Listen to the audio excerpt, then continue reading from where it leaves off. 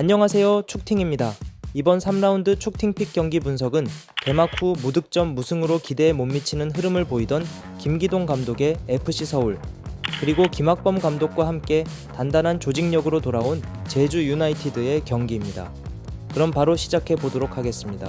이번 경기 이전 라운드에서 양팀이 보인 모습은 극명한 차이가 있었습니다. FC 서울은 아직 김기동 감독의 축구가 안 맞아 들어가는 느낌이었고, 제주 유나이티드는 김학범 감독 지휘 아래 이탈로 최영준으로 이어지는 강한 중원을 기반으로 한 조직적인 모습을 보여줬습니다. 그래서 이번 경기의 결과는 더욱 놀라웠는데요. 서울 선수단이 김기동 감독의 축구를 완전히 흡수하여 제주의 중원을 압도해 2대0 승리를 따냈습니다. 때문에 오늘은 김기동 감독이 어떻게 제주를 제압했는지 핵심 요소 3가지를 살펴보겠습니다.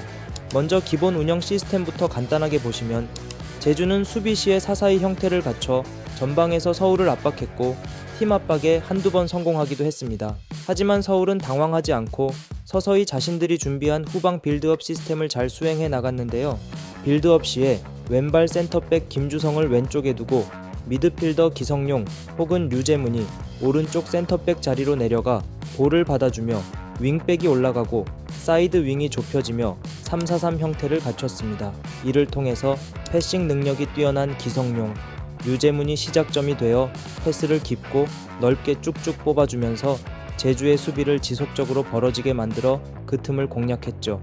이제 다시 핵심 요소로 돌아와서 그 첫 번째는 서울이 최적의 중원 조합을 찾아냈습니다.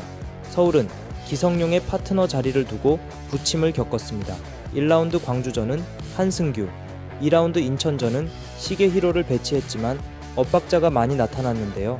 때문에 이탈로 최영준으로 이루어진 제주의 강한 중원에도 어려움을 겪지 않을까 예상됐습니다. 하지만 이번 경기에서는 기성용과 함께 류재문이 옆에 위치하고 한승규는 살짝 더 높은 곳에서 플레이하면서 적절한 역할 배분으로 제주의 중원을 압도했습니다. 경기 장면으로 살펴보시겠습니다. 센터백 김주성은 왼쪽에 치우쳐 있고 술라카가 중앙에서 볼을 잡고 있자 기성용이 오른쪽으로 빠져주며 3백 빌드업 형태를 만듭니다. 1차적으로 볼을 집어넣고 다시 돌아오자 오른쪽에 있는 기성용에게 볼을 주고 기성용은 전매특허 대각선 전환 패스를 정확하게 때려줍니다.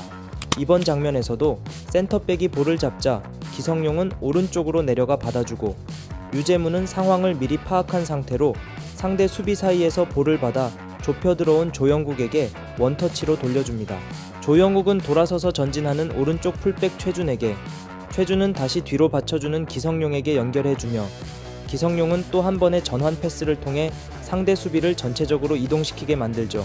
이처럼 서울의 미드필더들은 두텁게 위치한 제주의 중원 공간에서는 원터치로 최대한 빠르게 볼 처리를 하고 좌우로 쭉쭉 볼을 갈라주며 사이드에서 승부를 봤습니다.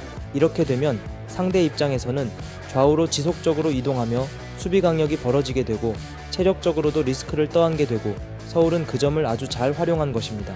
서울의 두 번째 득점 장면에서도 이러한 과정이 포함되었습니다. 센터백이 볼을 잡자 이번엔 류재문이 오른쪽으로 내려가 받아주며 공간을 만들어주고 그곳으로 기성용이 움직여 볼을 받아 원터치로 다시 류재문에게 연결해줍니다. 오른쪽 풀백 최준은 볼 이동을 확인하자 빠르게 전진하고 류재문이 그곳으로 강하고 정확한 패스를 연결해주죠. 여기서 최준은 번뜩이는 기술로 한 번에 상대 수비를 넘기면서 돌파하여 반대편에 넓게 들어오는 강상구에게 연결하고 강상구는 뒤쪽에서 올라오는 기성용에게 연결해줍니다. 그리고 이 위치에서 기성용을 편하게 두면 실점을 각오해야 하죠. 기성용은 레이저슛을 골대에 꽂아 넣습니다. 보신 장면들처럼 기성용은 만 35세의 나이가 무색할 만큼 살아있는 클래스를 보여주며 득점까지 성공했고, 그 옆자리 류재문은 볼 배급과 운반뿐만 아니라 적재적소에 위치해 상대의 볼을 차단하면서 올 시즌 처음으로 출전한 경기에서 알토란 같은 활약을 펼쳤습니다. 이는 지난 시즌 포항에서 맹활약한 오베르단과 같은 김기동 감독이 원하는 롤을 아주 잘 수행했다고 보여집니다. 다음 핵심 요소 두 번째는 컴팩트한 수비 조직력을 보여줬습니다. 김기동 감독은 이번 경기에서 수비 라인에도 변화를 줬습니다. 지난 라운드에서 출전한 권한규, 박동진 자리에 이라크 국가대표 주전 센터백 술라카와 부산 아이파크에서 영입한 최준을 선발 출전시켰는데요. 그 효과는 매우 뛰어났습니다. 술라카는 제주의 공격수 탈레스와 교체 투입된 서진수를, 서울의 수비 중심 김주성은 좋은 폼을 보이던 유리 조나탄을 틀어막았고, 아쉬움이 컸던 박동진의 오른쪽 풀백 자리에 나선 최준 또한 빠른 스피드와 기동력을 통해 뒷공간 커버링, 공격 전진 등 공수 다방면에서 뛰어난 활약을 펼쳤습니다. 무엇보다 수비 라인과 미드필더까지 컴팩트한 수비 조직력을 보여주며 3선과 4선 사이로 들어오는 상대의 사이 패스 상황에서 강한 도전을 통해 볼을 탈취하여 빠르게 공격으로 전환했는데요. 이를 경기 장면을 통해 살펴보겠습니다. 제주의 오른쪽 수비 김태환이 볼을 잡자 후반에 투입된 미드필더 팔로세비치 뒤로 상대 서진수가 움직입니다. 그곳으로 볼을 투입시키자 김주성이 기다렸다는 듯이 강하게 부딪혀주며 공격 흐름을 끊어냅니다. 비록 파울이 선언됐지만 해당 포켓 공간으로의 볼 투입을 강하게 저지한 것이죠. 다음도 제주의 오른쪽 김태환이 3선과 4선 사이에 위치한 유리 조나탄에게 롱스로인을 던져줍니다. 공중볼 경합 능력과 힘이 뛰어난 유리지만 김주성은 영리하게 유리의 중심을 무너뜨렸고 점프 헤딩을 통해 미드필더 류재문에게 볼을 떨어뜨리는 데 성공합니다. 그러자 제주가 강하게 압박을 걸어왔고 류재문은 가슴으로 잘 잡아두고 기성용에게, 기성용은 원터치로 일류첸코에게, 일류첸코 또한 볼을 잘 지키며 류재문에게 다시 내어주며 탈압박에 성공해 깊숙하게 침투에 들어가는 조영국에게 원터치 침투 패스를 넣어주면서 순식간에 상대 진영으로 올라가 다시 공격 전개를 시작하죠.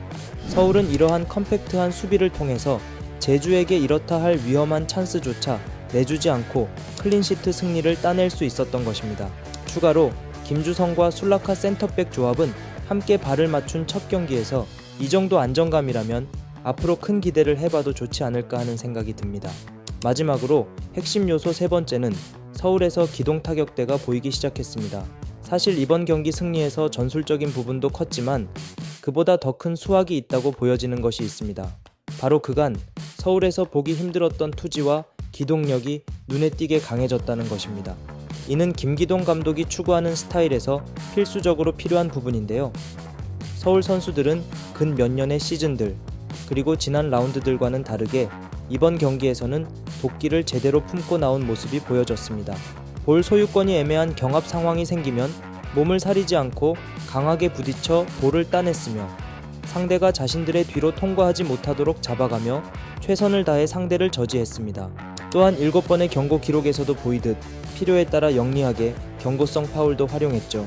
서울 선수들의 이러한 경기에 임하는 자세 덕분인지 전반 14분에 김주성이 페널티킥을 얻어냈고 이날 경기에서도 부지런하게 공수에 기여했던 일류첸코가 팀의 시즌 첫 포문을 여는 데에 성공하면서 그 기세를 이어가 깔끔한 시즌 첫 승을 따냈던 것이죠.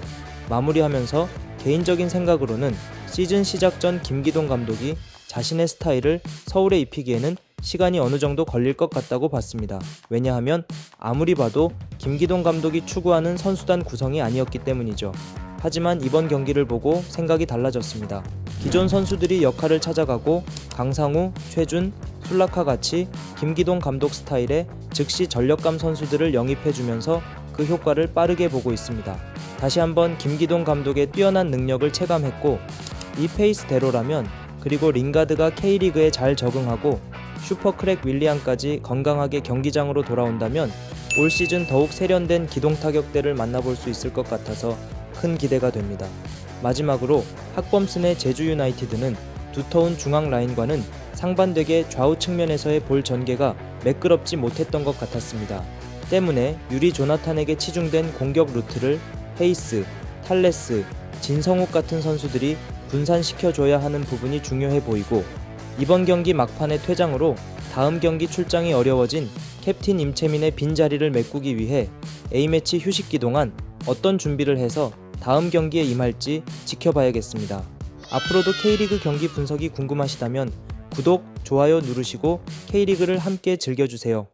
오늘도 시청해주셔서 대단히 감사합니다.